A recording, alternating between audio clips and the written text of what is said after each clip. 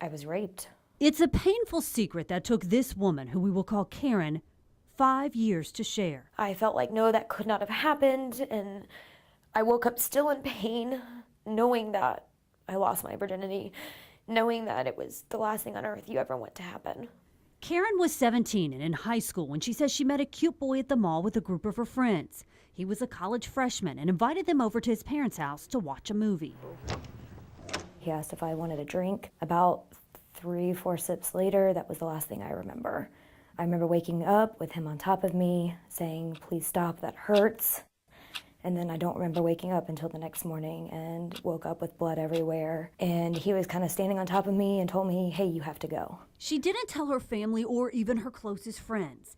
And like many sexual assault victims, she never filed a police report. I was too afraid. Afraid of him, who he knew, what could happen. He could call me a liar. Afraid of the shame of any of it. Similar fears keep victim after victim from reporting what happened to them. Sheila Spivey is the director of the Women's Center at UNF. They feel that people may blame them for the victimization. Why were you dressed a certain way? Why were you drinking? A landmark federal law known as the Clery Act requires colleges to disclose information about crime on and around their campuses, including sexual assaults. From 2011 to 2013, according to the U.S. Department of Education, 3 sexual offenses were reported on campus at UNF, 24 at and around Florida State, and 42 reported at and around the University of Florida. Out of 50 police reports we analyzed, about 30% of the alleged victims declined to press charges. One of the things we have to realize with college students today, it is at the height of peer pressure in their life.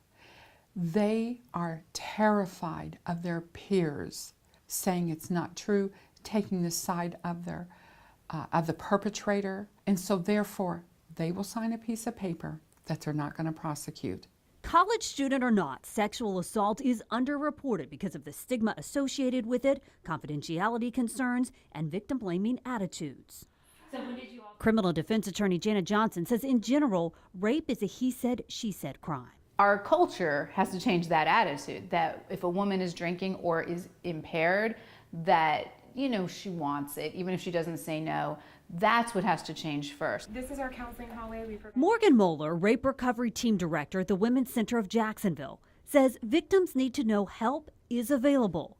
And even if a victim does not want to file a police report, they can still have a forensic medical exam up to 5 days after the assault, and evidence will be preserved for up to 2 years if they change their mind. Survivors who have contact and support from a rape crisis advocate are more likely to make the initial report to law enforcement, and they're more likely to see that investigation through. As for Karen, it's never going to leave me. The talking about it and processing through it has helped greatly. And hopefully my story can help somebody else out there that